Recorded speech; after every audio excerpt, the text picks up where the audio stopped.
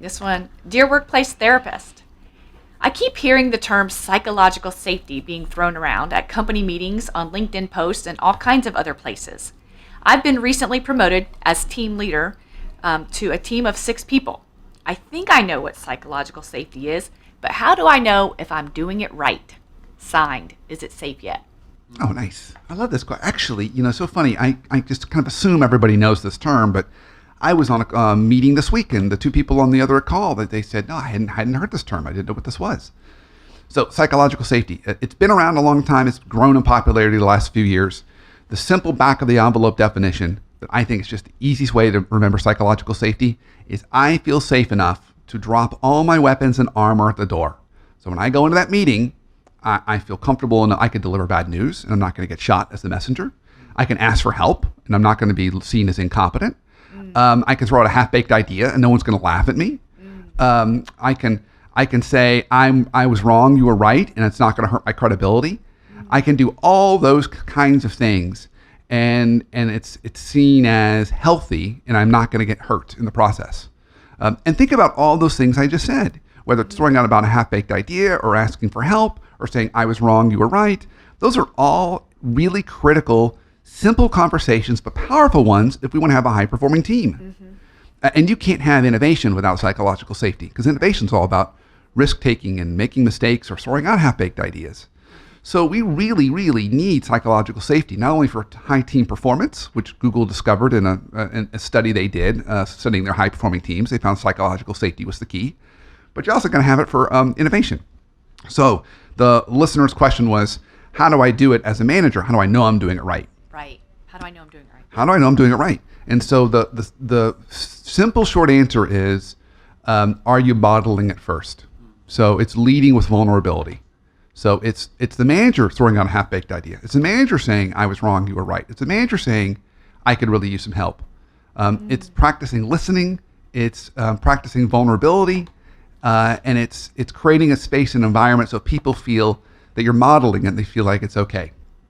And the other important part of this as a manager is when you do have one of those team members that they take that risk and they display vulnerability to you, you've got to kind of honor that and not like stomp it out, because the rest of your team members are going to be watching. Oh my gosh, she just asked for help. What's he going to do? Oh my gosh, he just delivered some really bad news. What's he going to do? So we want to make sure that we're saying thank you for asking for help. Happy to jump. Thank you for sharing that bad news. Rather hear it now than before it became a 5-alarm fire. So you're kind of recognizing and rewarding that behavior, and then you're being a good team member. You're trying to jump in and help. That's really what psychological safety is about.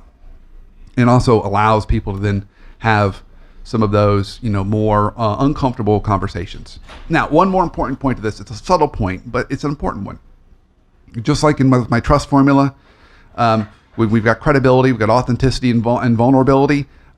Those are all ingredients in building trust. You can have too much of any of those. Oh, very good. So you can have too much vulnerability. So while we want to model this, you don't need to go overboard. So I had a story of a leader some years ago who got promoted to be interim senior leader in this particular company.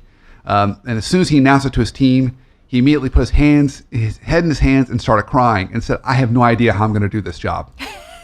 and the team was like, we appreciated his vulnerability, but that's not really what we needed in the moment. Yeah.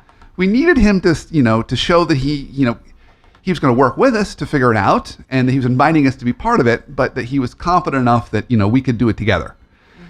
So we don't need to go overboard. You just want to make sure you're honoring it and you're practicing it yourself. So those are some simple ways to kind of help create some psychological safety. Now, I would say one more final thing that I think is kind of fun. As we're looking at it virtually, I can always tell when a team is psychologically safe because everyone's got their camera on. They're typically sitting in a somewhat personal space, like their kitchen or their living room, with some personal items around them. Maybe their cat or dog is coming into the picture. They're playful in the chat function, kind of with playful banter with each other, and everyone seems engaged. Yeah. It's when I see people with their camera off or the chat function is really quiet that I think to myself, this team might not be quite as psychologically safe. So there's some indicators too that you can look for to see, is my team feel safe enough to be playful, for example? with each other, or safe enough to, be fully kind of, exposed with the camera. So those are all helpful tips.